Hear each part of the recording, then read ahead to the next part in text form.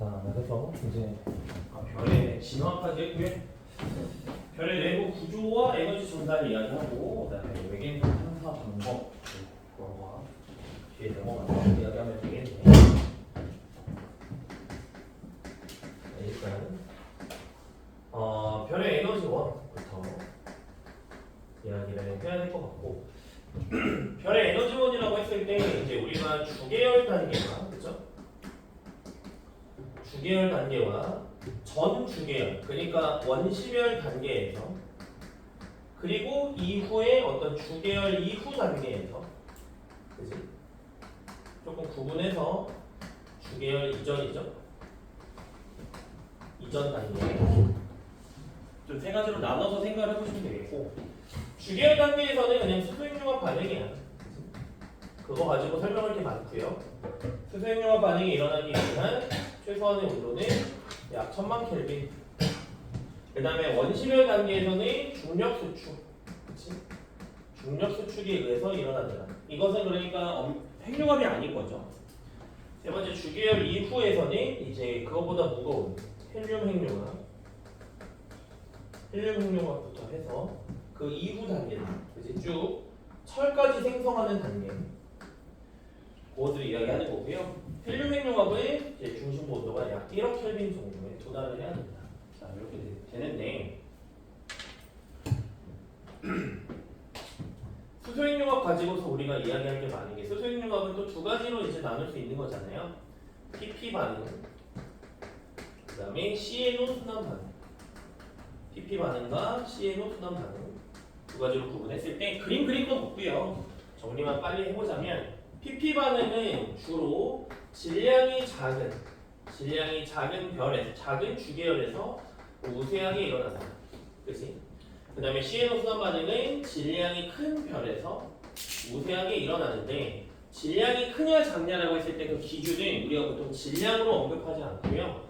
중심부 온도가 이것은 이제 중심부 온도를 기준으로 했을 때 중심부 온도가 약 1800만 켈빈, 그렇지? 1800만 켈빈보다 작냐 혹은 높냐 그것을 기준으로 누가 우세한지를 우리가 판단할 수 있습니다. PP 반응에서 챙겨야 되는 것은 뭐예요? 결론적으로 양성자 반응인데 관여하는 양성자. 그러니까 반응식으로 표현을 했을 때에는 6개의 양성자가 들어가서 헬륨 원자액을 만들고 델타 M 질량 결손도 일어나지만 수소 원자액 2개가 튀어나오더라. 우리는 그것을 약분해서 표현을 하는데 결론적인 거는 뭡니까? 땡땡땡 관여하는 양성자의 개수가 몇 개냐라고 물어보면 관여하는 양성자의 수는 6개다 라고 생각하시면 되겠네요. 요거 챙기면 되겠네. 별건 없습니다. 그 다음에 CNO 순환 반응에서도 똑같이 수소 원자액 4개가 헬륨을 만들고 질량 결손이 일어난다는 그 반응식 자체는 변함이 없는데 여기서 챙겨야 되는 것은 C, N, O에 해당하는 탄소, 질소, 산소는 촉매 역할을 하더라. 즉 촉매 역할을 한다는 것은 반응에 직접적으로 관여하지는 않는 것이다. 그거를 챙기시면 되겠습니다. 자, 요거 관련해가지고 우리 문제에서 나오는 질문들은 어떤 게 있을까요? 라고 물어보면 CNO와 비롯해서 항상 별의 내부에 어떤 특정 원소 C 혹은 N 또는 O는 항상 포함되어 있는 그러니까 CONO가 포함되어 있느냐라는 질문이 나오잖아요. 자, 좀 다시 정리를 하자면은 무슨 얘기냐면 자, 예를 들어서 태양 같은 경우에는 PP랑 CNO 중에 누가 우세해? PP가 우세해. 그렇다고 해서 CNO 반응이 일어나지 않는 거다? 그건 아니다. 말을 좀 제가 이상하게 했는데 PP 반응이 우세하다고 해서 CNO 순환 반응이 일어나지 않는 것은 아니다. 그치? 그렇기 때문에 이 별의 내부에서 태양의 내부에서도 탄소, 질소, 산소 같은 원소를 포함할 수밖에 없다. 그죠? 그런데 제가 항상 얘기하는 건 뭡니까? 문제에서 어떤 별의 내부에서 특정 원소를 포함했니라도 별의 내부에 어떤 그게 무엇인지 모르겠지만 특정 원소를 포함하고 있느냐라는 질문은 반드시 참이에요. 왜? 별이라고 하는 것이 특정 원소들만 모여서 만들어지는 것이 아니에요. 이미 우주에 있는 먼지들이 그냥 뭉쳐지는 거예요. 그래서 교육과정상 질문에 PP 반응이 우세하다고 해서 CNO 순환 반응이 일어나지 않는 것은 아니다. 그래서 문제에서 CNO가 포함되어 있느냐라고 질문하는 거지만 더 근원적으로 가서 어떤 별의 내부에 반드시 모든 원소가 포함되어 있을 수밖에 없다. 됐습니까? 인공적인 원소가 아닌 한, 그지?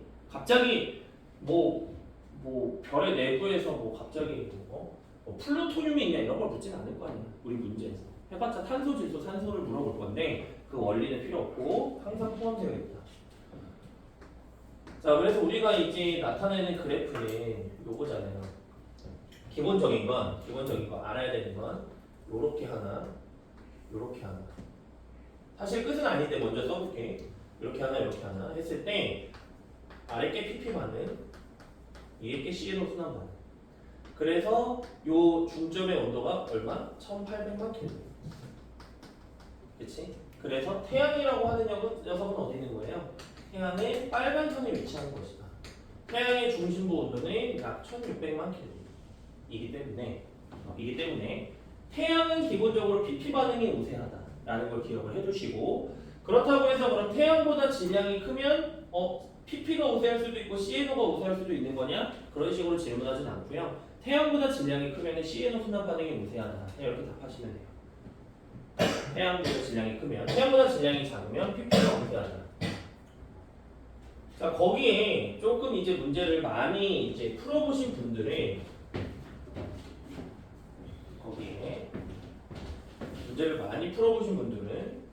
요런 그래프도 하나 더 있잖아요. PP 반응, CNO 순환 반응. 얘는 뭐야? 헬륨 핵융합이야. 그래서 요런 그래프도 갑자기 오른쪽에 뜬금없이 하나 튀어나오더라도 이게 뭐야? 하는 게 아니고 중심부 온도가 당연히 더 높았을 때, 중심부 온도가 높았을 때 일어나는 어떤 우리가 헬륨 핵융합밖에 생각할 수가 없다. 그지?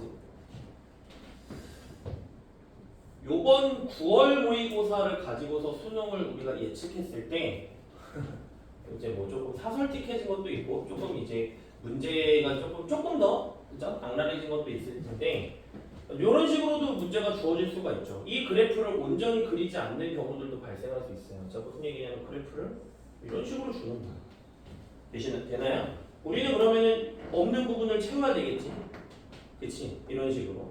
그래서 이렇게 주어졌을 때 얘는 PP 반응, 얘는 CNO 순환 반응이야 라는 식으로도 추론할 수 있어야 된다. 그러니까 그래프를 완벽히 외운다면 다 아시잖아요. 그래프 완벽히 외워두면 어떻게 바꾸더라도 그냥 내 머릿속에서 자연스럽게 채워져요. 우리 뇌가 그런 녀석들이잖아. 그런 녀석이잖아. 그지? 그래서 조금 잘 이제 기억을 해두셨으면 좋겠다 라는 얘기를 했고요. 그 다음에 두 번째, 별의 내부 구조. 거의 다 왔습니다. 별의 내부 구조에서 별의 내부 구조 일단은 그러면은 열의 전달 방법 이런 것도 다 필요 없고 질량을 기준으로 질량이 작은 별 얘는 근데 이제 교과 과정에서 좀 정확하게 언급했어요. 태양의 2배입니다. 태양 2배를 기준으로 그것보다 작은 별 그리고 질량이 큰 별 이렇게 구분을 합니다. 질량이 작은 별의 내부 구조를 굳이 3개로 나눈다면 가운데가 핵, 그것을 우리가 구분하기 위해서 중심핵이라고 부르기도 하고 그 다음에 중심부는 이제 핵, 그 다음에 복사층, 바깥쪽이 대류층 이렇게 놓여지게 되죠. 질량이 큰 별은요 2개의 층으로 대류핵과 복사층으로 바깥쪽에 복사층이 있다라는 거 기억하면 되는데 우리가 하나 이것도 기억했는데 놓치면 안 되는 것이 뭐냐면 대류와 복사라고 했을 때 대류는 온도 차이가 비교적 큰 편일 때 유리해요. 복사는 온도 차이가 작은 편일 때 유리해요. 괜찮나요? 온도 차이가 비교적 큰 편과 작은 편 유리하다. 그거 하나 기억을 해두셔서 질량이 작은 별은 바깥쪽에서의 어떤 표면 쪽에서의 온도 변화보다는 별의 내부의 온도가 워낙 중심부 온도가 그렇게 높지 않다 보니까 중심부에서보다는 그러니까 별의 표면 가까이에서 온도 변화가 상대적으로 조금 더 크다. 좀 비율적으로 좀 큰 편이다. 라는 거. 비율적이라는 거를 좀 기억해 주셨으면 좋겠어요. 자, 뭐 얘기하고 싶은 거냐면 그래프를 제가 하나 또 그려볼게요. 기출 같은 거에 나오는 이제 그래프를 하나 그려본다면 우리가 최근에 많이 나오는 것 중에 하나가 별의 어떤 내부 구조를 판단할 때 여러 가지 별의 물리량을 주는 거예요. 자, 중심이고요. 중심으로부터 떨어진 거리. 그렇게 했을 때 뭐 예를 들면은 별의 내부의 어떤 누적 질량, 그지? 뭐 아니면은 뭐 온도, 뭐 그 다음에 뭐 에너지 생성 비율 등등등 뭐 어떤 것들 막 많이 주잖아요.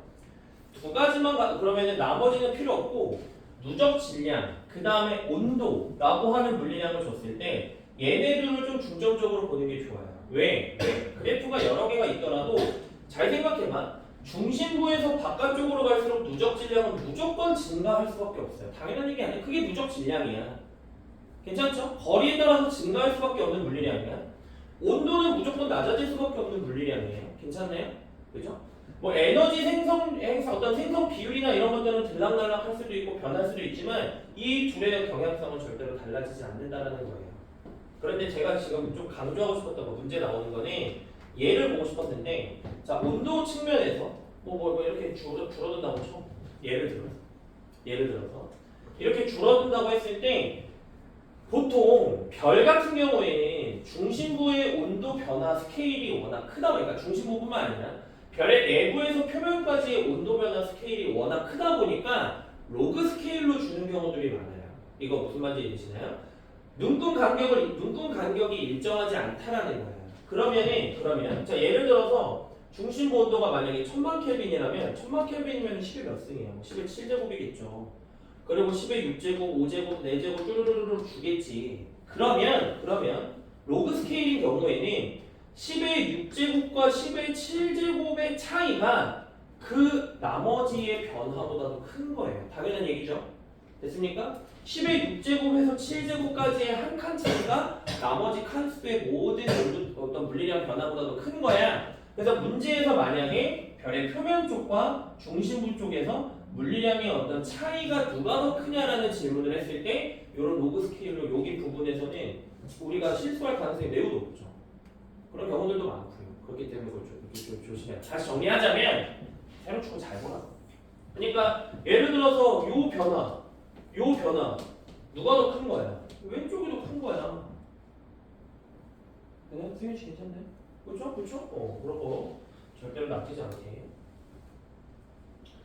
그럼 여기서 온도 차는 뭐 얘기하는 겁니까? 비율을 얘기하는 거예요. 비율. 절대값이 아니라 비율. 그거 이야기하는 거 하나. 그 다음에 두 번째.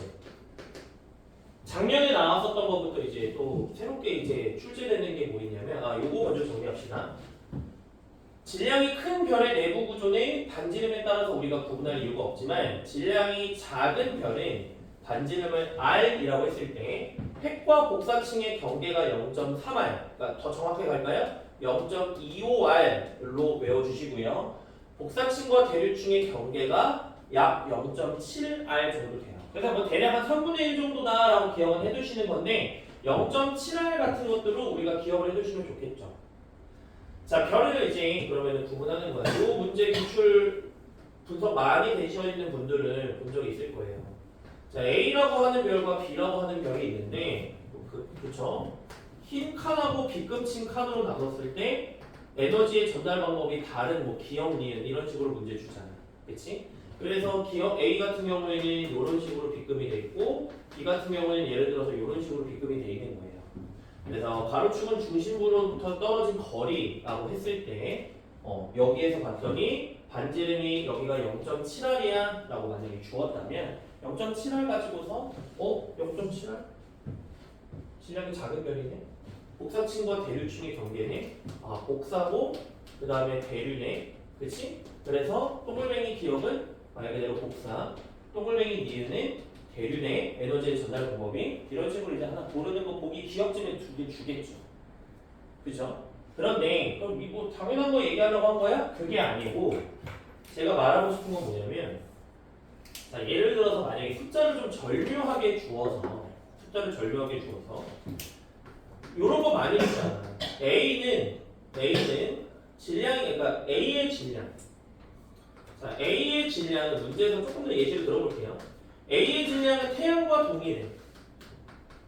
그리고 B의 질량은 예를 들어서 태양의 10배야. 이거 무슨 상황인지 이해되시죠? 10배다. 라고 했을 때 뭐 어떤 특정 영역까지 자 여기까지 어떤 누적 질량으로 봤을 때 누적 질량이 A는 뭐 0.1m이라고 하고요. 대문자로. 그 다음에 B 같은 경우에도 여기까지 누적 질량이 0.1m이다 라고 만약에 주는 거야. 어떤 특정 지점까지. 별의 누적 질량이. 그럼 A와 B가 같은 거야? 그런 게 아니라는 거. 내가 말하고 싶은 거 무슨 말인지 이해되시나요? 조금 제가 두서없이 얘기했는데 어떤 특정 범위까지 누적 질량을 따졌을 때 A도 전체 질량에 대해서 10%, B도 전체 질량에 대해서 10%? 그러면 여기에서의 질량 차이가 몇 배인 거야? 10배인 거지. B의 질량은 A보다 10배 큰 녀석의 10%인 거니까. 그쵸? 그죠? 그리고 그것에 따라서 어떤 밀도 같은 것들도 비교했을 때 요 두 개를 준 것을 잘 구분을 하시라고 생각을 하시라. 하나는 태양으로 주고 하나는 태양의 10배로 줬다면 그냥 두 별의 질량이 같은 게 아니고 몇 배 차이 나느냐 그거 가지고서 문제 생각하는 것도 뭐 고려해보세요. 잘 생각해보세요.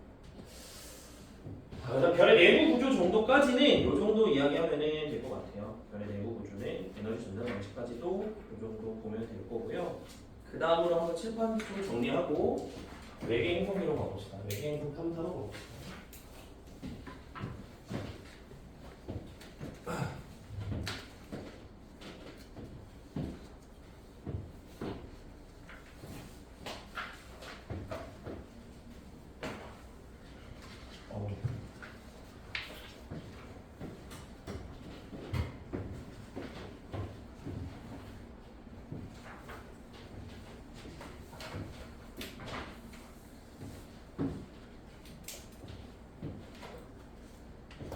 야, 그러면은 학교 금요일도 쉬면 학교 선생님들은 지금 뭐야? 한 열흘 쉬는 거야?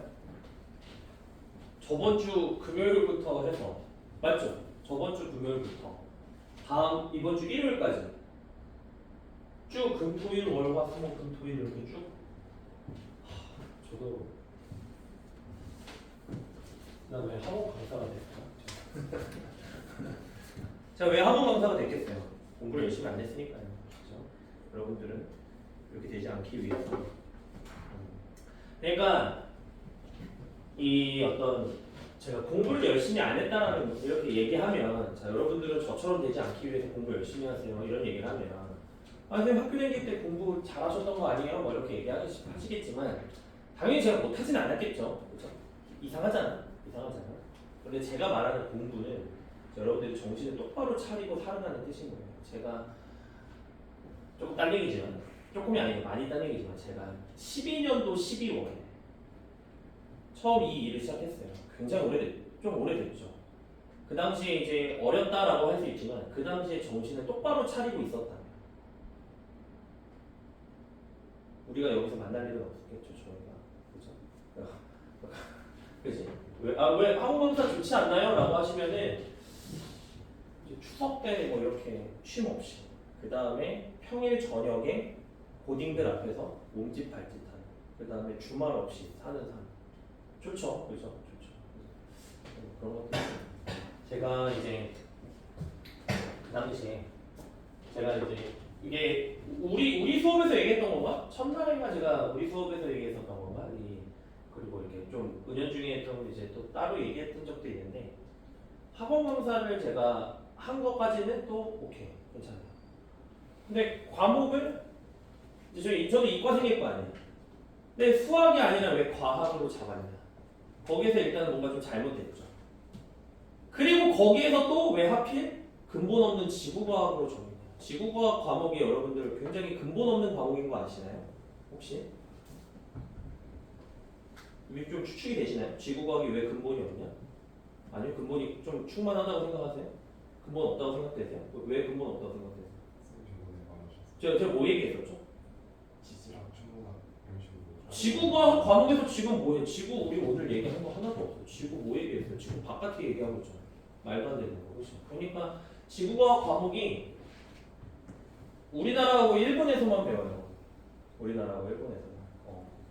다른 데서 그냥 말 그대로 그렇죠. 그러니까 고등 과정에서는 배우질 않죠.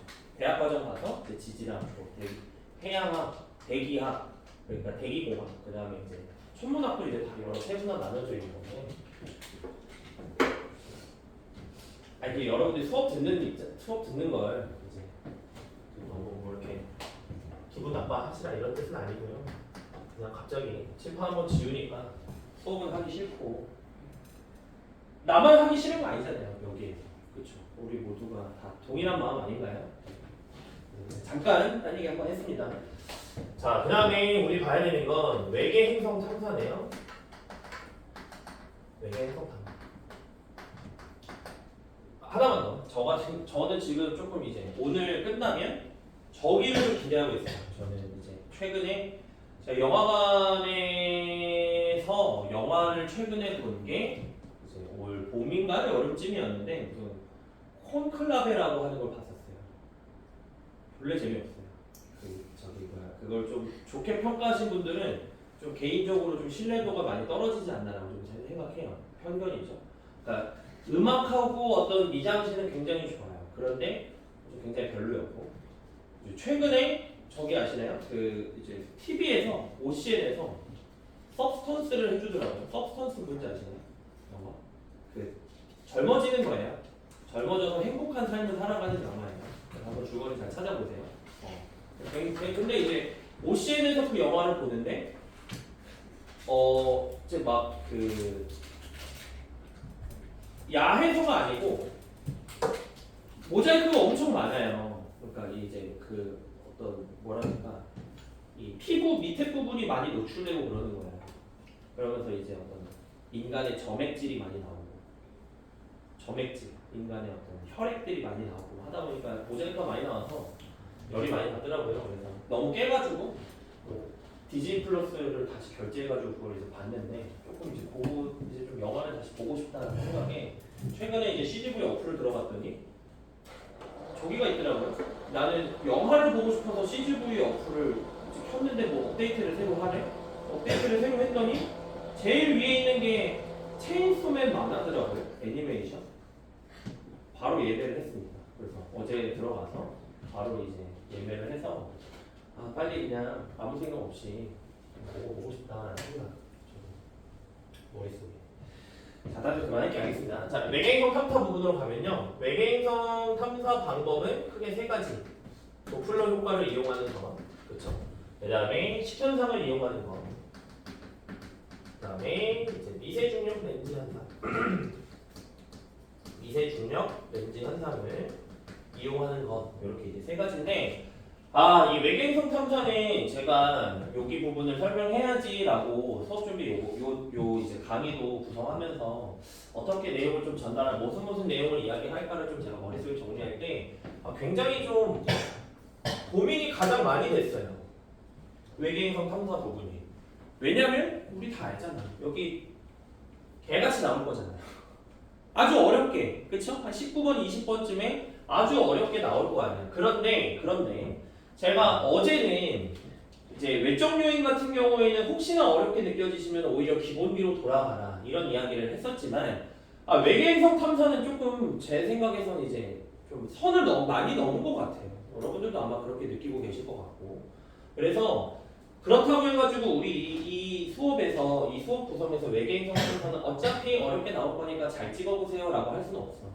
저도 어떤 기본적인 내용들, 그 다음에 문제 풀 때 가장 원칙이 되는 것들을 다시 한번 강조는 하겠지만 여기 부분에 여러분들이 진짜 좀 그럼에도 목표가 각자 다르겠지만 내가 목표가 10점, 20점이 아니고 40점 이상, 그 다음에 50점을 목표로 바라보고 있다면 45점 이상을 목표로 한다면 좀 기출 부분도 이미 많이 쌓였어요. 그러니까 외계행성 탐사 부분에서 한 3, 4년 전에 그냥 단지 공전궤도면을 비틀어 놓은 것만이 아니고 최근에는 뭐 굉장히 어떤 시간 간격도 다르게 주고 시선 방향도 여러 방향으로 주는 문제들, 좀 복잡한 문제들이 시편상 관련해가지고도 좀 소위 킬러 문항들이 기출에서도 많이 쌓였으니까 그것을 수없이 많이 풀어보세요.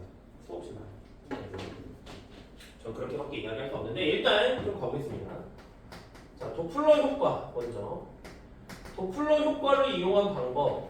도플러 효과를 이용한 방법이라고 한다면 식을 그냥 먼저 정리하는 거예요. 시선 속도 V는 람다 제로분의 델타 람다 곱하기 C라고 하는 것이 도플러 효과의 공식이죠.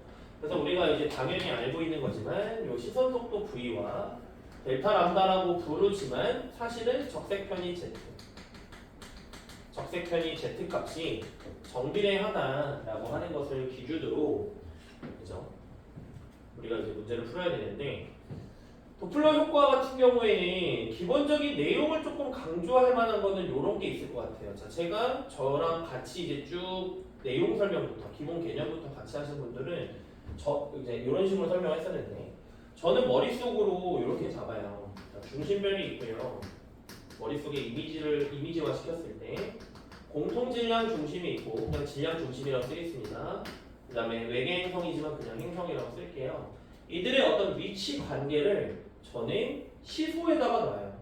시소에다가 중심별이 있고 행성이 있는 무슨 이야기냐면은 그러니까 기본적인 걸 물어봤을 때 뭐 중심별과 공통 질량 중심 사이의 거리에 따라서 도플러 효과가 강화될 거냐 약화될 거냐 어떤 이제 그런 질문 개념적인 걸 질문했을 때 오히려 또 우리가 방식 하나가 틀리는 경우들이 있는데 자 예시만 그냥 바로 들겠습니다. 예를 들어서 만약에 문제에서 주어지는 거야. 중심별과 공통 질량 중심 사이의 거리가 멀어진다. 공통 질량 중심 사이의 거리가 멀어진다면 사이에 거리가 증가하게 된다면 이라고 만약에 문제에서 주었어요. 자 그러면 무슨 생각하는 거야? 이 말 그대로 중심별과 공통 질량 중심 사이의 거리가 더 비교적 멀어지는 거예요. 그러면 이 시소에서 어떤 무게 중심이 보다 오른쪽으로 이동한 것이다 라고 생각할 수 있겠죠. 그렇죠? 물론 시소는 위아래로 움직이는 거지만 좀 가정을 해서 그러니까 얘도 똑같이 공통 질량 중심이 오른쪽으로 이동하게 된다면 이 널빤지를 회전한다라고 생각했을 때 이 널빤지는 항상 이 어떤 중심축에 대해서 평형을 이루어야 되고 수평면과 그런 상태에서 회전한다고 가정했을 때 중심별이 원래 공통 질량 중심에서 공전할 때 그 다음에 이동한 것에 대해서 공전할 때 이동거리가 거리가 멀어졌을 때 그렇죠? 중심별의 이동거리가 더 증가하게 되니까 회전함에 있어서 공전함에 있어서 중심별의 이동거리가 증가하게 되니까 중심별의 어떤 그 도플러 효과는 더 크게 나타나겠죠. 시선 속도가 커질 거니까 시선 속도 변화량이 커질 거니까 그럼 우리 입장에서는 관측하기가 좋아지는 거예요. 그치? 그럼 그 다음에 우리가 생각해야 되는 건 뭐예요? 아 그럼 이것이 유리하네? 중심별의 이동거리가 멀어지니까 시선속도 변화량도 증가하겠네? 시선속도 변화량이 증가하게 되면 그치? 시선속도 변화량이 증가하면 우리가 관측하는 데 더 유리하네? 그러면 이 유리한 조건 중심별과 공통질량 중심 사이의 거리가 멀어지는 유리한 조건에는 무엇이 있겠느냐라고 한다면 중심별의 질량이 작아지는 거죠. 중심별의 질량이 작아지는 방향이다. 단 여기서 이야기하는 중심별의 질량이라고 하는 것은 행성에 대한 중심별 질량인 거예요. 그냥 중심별 하나만의 질량을 따지는 건 아무런 의미가 없어요. 되셨나요? 그렇죠? 상대적인 거야. 그리고 행성으로 물어보면 행성은 중심별에 대한 질량이 행성의 질량이 증가하는 그러니까 중심별에 대한 행성 질량이 증가하는가 행성에 대한 중심별 질량이 감소하는가 그 두 가지의 방향이 이것을 멀게 하는 방향일 거고 하나가 더 있습니다. 어떤 게 더 있냐면은 중심별과 행성 사이의 거리가 멀어지는 거예요. 중심별과 행성 사이의 거리가 증가하는 경우 됐습니까? 그죠? 널빤지 자체가 이제 길어지는 거겠지. 그럼 어차피 이 비율 자체는 거리에 대한 비가 변하진 않을 거니까 중심별과 행성 사이 거리가 멀어지면 중심별과 공통질량 중심 사이의 거리도 멀어질 수밖에 없을 것이다. 자, 기본적인 거 우리가 따질 만한 거는 이렇게 정리했고요. 그 다음에 본격적으로 도플러 효과에서 문제 푸는 방법에 대해서 좀 논하자면 당연한 얘기를 써봅시다. 자, 최근에 그냥 자연스럽게 그림을 여러분들이 시험장에서 거의 그리기 힘들 정도로 그치? 그림을 내가 그려서 푸는 게 아니라고 생각될 정도로 어렵게 문제를 주는데 작년 수능도 그랬고요. 기본적인 대원칙은 이거예요. 항상 생각해야 돼요. 내 시선 속도가 아니죠. 시선 방향이 있을 때 내가 바라보는 시선 방향이 있을 때 자, 이거는 중심별의 공전 궤도라고 가정하겠습니다. 중심별이든 행성이든 마찬가지로 일단 중심별이 내 시선 방향과 일치하는 지점이 있을 때 그 나란한 지점에서는 이때의 시선 속도가 0이다. 됐습니까? 어느 방향으로 공전하든 관계없어요. 내 시선 방향이 일치한 지점에 즉 나와 관측자와의 거리가 가장 가깝거나 가장 먼 지점에서는 시선 속도가 0이다라고 하는 것. 그리고 내 시선 방향에 대해서 어떤 가상의 수직인 선을 그었을 때 그 선과 만나는 지점에서는 시선 속도 크기가 최대다 라고 하는 것을 생각을 하는 거예요. 그래서 이거 가지고 문제 푸는 경우들이 많잖아요.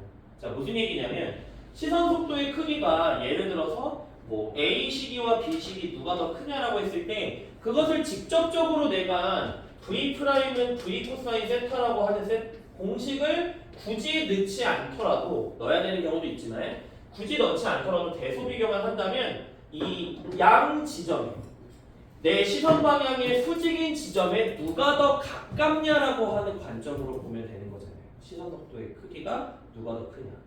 혹은 더 나아가서 이 생각까지는 할 수 있겠지. 만약에 공전 방향이 요런 화살표 방향이라면 A 지점에 가까울수록 시선 속도는 작아지고 양가 문가 포함해서 B 지점에 가까워질수록 시선 속도는 증가한다라는 생각으로 어디에 더 가까운지를 생각을 하는 거예요. 각도상으로.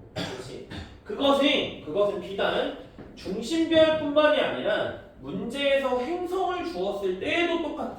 어차피 만약에 이게 중심별이 아니라 행성의 공전궤도면이다라고 한다면 행성이 A, B에 있을 때에도 중심별의 시선 속도 크기는 최대일 겁니다. 당연한 얘기죠, 그렇죠? 그래서 그거 가지고 문제를 풀어보시면 되겠다. 자, 그다음에 두 번째 V'은 V 코사인 세타라는 공식으로 저는 설명을 하는데 V'은 V 사인 세타로 세타 프라임이라고 써있습니다. 여기서는 어떤 걸 공식에 집어넣어도 관계는 없어요. 자, 무슨 얘기냐면 저 같은 경우에는 코사인 세타가 그냥 편해서 개인적으로 시선 방향이 있을 때 뭐 예를 들면 중심별이 여기 있다면 중심별과 공통질량 중심을 연결한 선과 시선 방향의 수직인 선이 이루는 각도를 저는 세타라고 쓴 거고요. 그 다음에 시선 방향과 이루는 각도는 세타 프라임이라고 쓴 거예요. 그래서 어떤 각도를 내가 쓸 건지 하나 정한 게 있을 거야. 이미 여태까지 문제를 쭉 어떤 한 패턴으로 풀어온 게 있을 거야. 뭐가 됐든 상관없습니다. 그걸 그냥 사용하시면 되는 거예요. 그걸 사용하시면 되는 거고. 그 다음에 두 번째, 내 시선 방향과 문제에서 또 나올 수 있는 것을 추론해본다면 시선 방향과 공전 궤도면이 나란하지 않은 경우 또 문제에서 주어질 수 있잖아요. 시선 방향과 공전 궤도면이 나란하지 않다라는 건 자, 공전 궤도면만 그렇습니다. 이때 내 시선 방향이 이렇게 이어지는 거예요. 이번에는 시선 방향. 문제에서 많이 본 적 있으실 거예요. 무슨 말인지 이해되실 거예요. 그렇죠? 그래서 공전 궤도면이 이런 식으로 놓여지는 거지. 됐습니까? 그렇죠? 그죠? 그러면은 요 지점들이 왼쪽에서 A, B 지점에 해당하겠죠? 어느 방향으로 공전하든 크게 상관은 없지만. 자, 그리고 좀 잘 못 그린 건 이해해 주시고. 그래서 우리가 말하고 싶은 건 뭐냐? 이때에도 이루는 각도가 있을 거야. 내 시선 방향과 공전궤도면이 이루는 각도. 그것을 세타라고 했을 때 이때에도 V는 V 코사인 세타를 집어넣으시면 됩니다. 자, 무슨 얘기냐면요. 시선 방향, 그러니까 원래 이 녀석의 공전 속도가 있을 거야. 자, 다시 처음으로 돌아와서 시선 속도의 크기가 최대인 지점이라고 하는 것은 다른 말로 시선 속도의 크기가 공전 속도의 크기와 같다라는 뜻이에요. 괜찮죠? 시선 속도의 크기가 공전 속도의 크기와 같다라는 거야. 그러면 A, B 지점에서, 그치? 수직인 지점에서 이때의 어떤 시선 속도가 공전 속도에 대해서 코사인 세타 값에 해당하겠지. 그치? 그리고 이 가운데 지점들은 또 그 지점들에 대한 코사인 세타 값을 해당하겠죠. 그렇죠? 그것은 그때 가서 두 번 쓰면 돼. 코사인 세타 두 번 하면 되는 거니까 그거를 이제 생각을 해보시라. 그죠? 시선방향과 공정계 도면이 나란하지 않을 때 이렇게 정리를 했죠. 됐죠? 또 플러그까지 이 정도로 이야기하면은 괜찮을 것 같고. 자, 두 번째. 최근에는 아마 근데 여러분들을 좀 더 괴롭히는 것 중에 하나가 시각성인 것 같아요. 미세중력 렌즈는 거의 뭐 나올 만한 내용이 없는데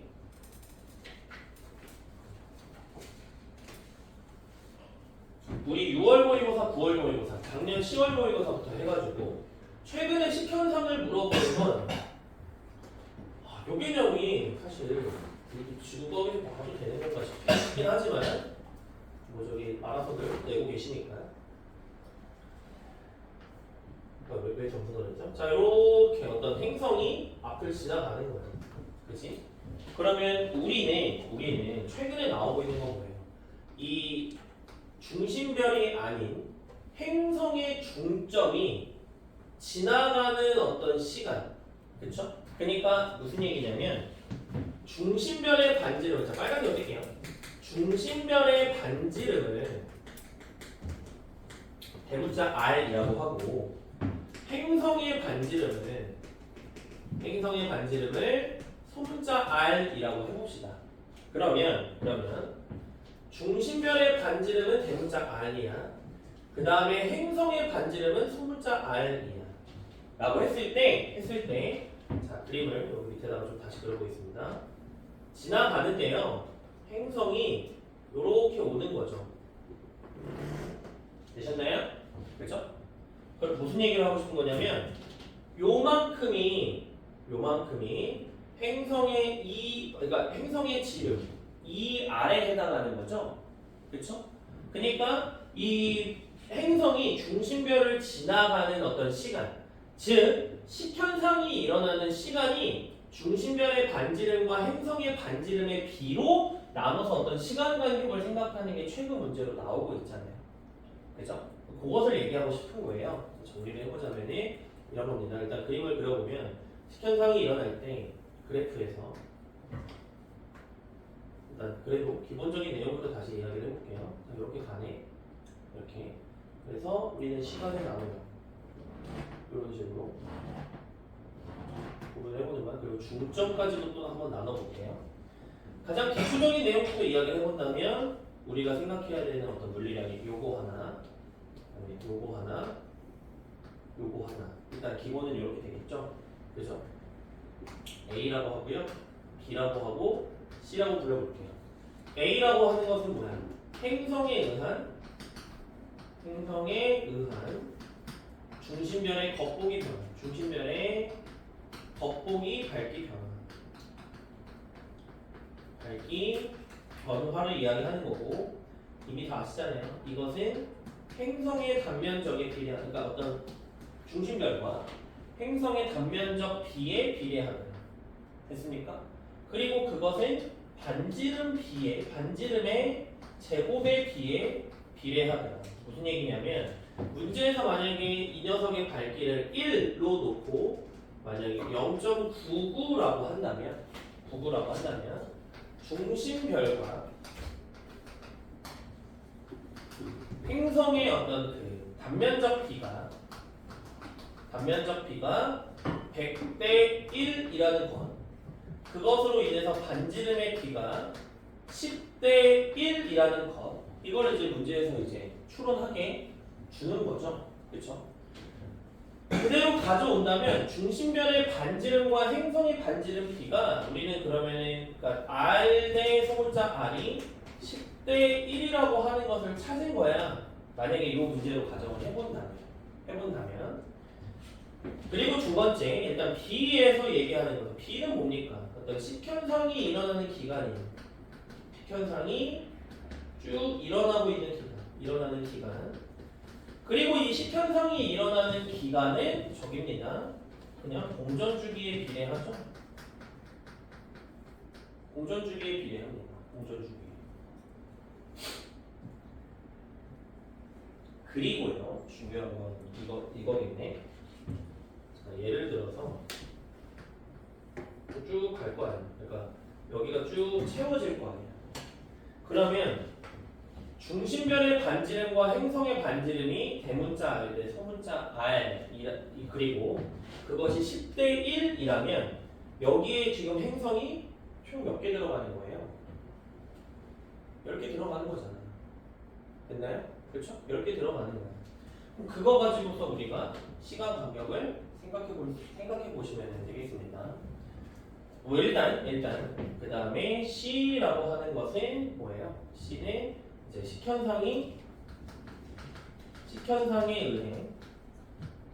의해 밝기가 변화하는 기간, 밝기 중심변의 그 겉보기 밝기가 변화하는 구간이겠죠, 그렇죠? 식현상이 일어나는 기간, 그 다음에 식현상에 의해서 밝기가 변화하는 구간 이렇게 이제 보시면 되겠고, 좋습니다. 그래서 요거 가지고 생각하시면 잘 우리가 한번 연습을 해보셔야 되겠고요. 그 다음에 제가 이야기해야 되는 게 일어날 때 시선 방향 전에 잠깐만요. 시선 방향 전에 얘기해주고 싶은 걸 적어놨는데 잠깐만요. 제가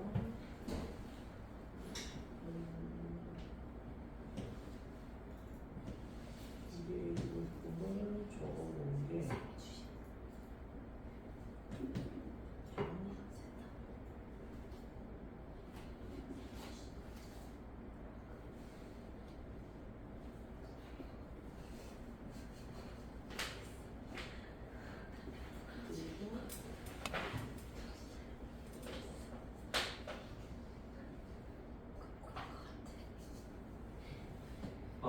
그죠? 자, 요거 가지고서 말씀드리고 싶었던 게 저기 중심면의 반지름을 대문자 죄송합니다. 정신없네요. 중심면의 반지름을 대문자 R, 그 다음에 행성의 반지름을 소문자 R이라고 했을 때 그죠?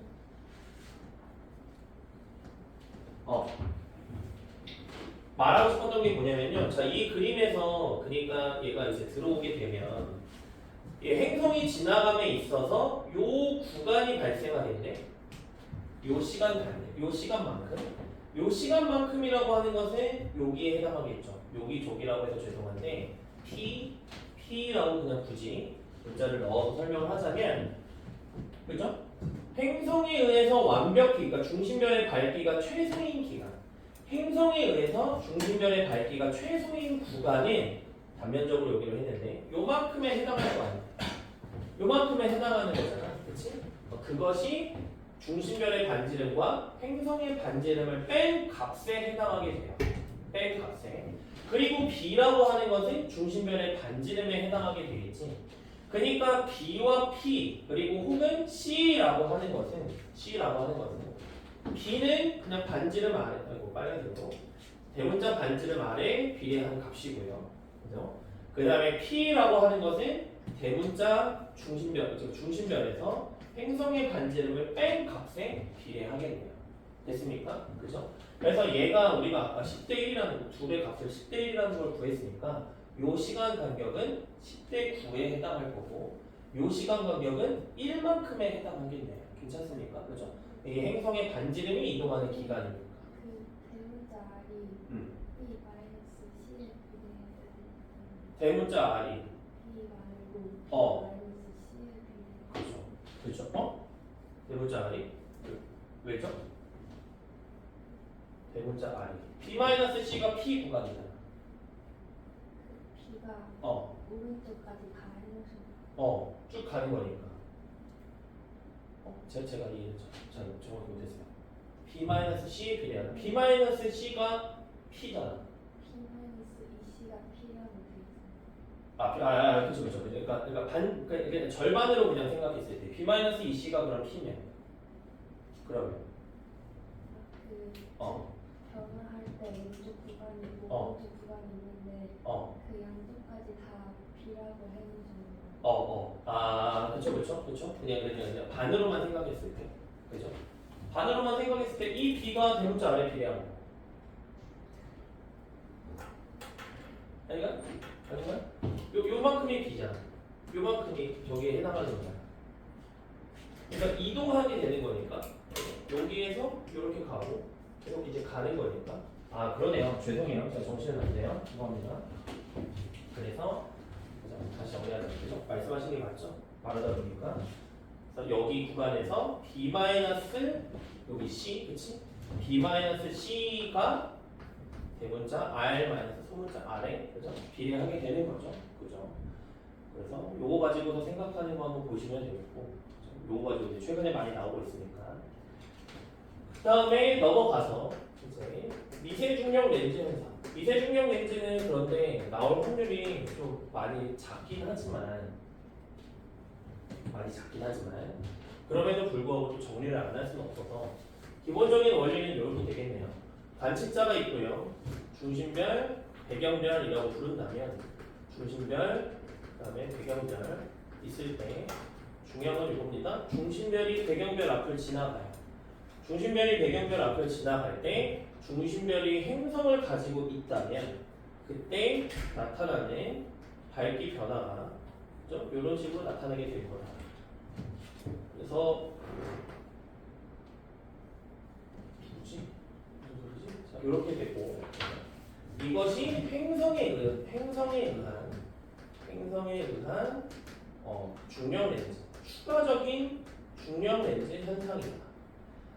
그림을 좀 나눠서 그려보자면요. 자, A 시기와 B 시기라고 했을 때 A 시기와 B 시기의 차이점은 이게 A 시기고요. B 시기는 별이 있을 때 아니죠? 지나갑니다. 별이 있고 그다음에 요렇게 행성이 온 거예요. 시선 방향에 대해 이게 B 시기다. A 시기와 B 시기를 구분하면 이렇게 되겠습니다. 그래서 미세중력 렌즈 현상 같은 경우에는 우리가 이제 특징이라고 했을 때 좀 기억할 만한 게 저거밖에 없는 것 같아요. 특징이라고 하는 건 시선 방향과 공전 궤도면이 이루는 각도, 공전 궤도면의 각에 무관하다라는 것 정도만 기억하시면 될 것 같습니다. 괜찮나요? 그죠? 그래서 저희는 밖에 소리 들리는 거 맞죠? 밖에. 잠깐만 여기서 끊고요. 뒤에 생각나는 지대랑 뒤에 거는 조금 있다가 잠깐 밖에만 조금 보고 올게요.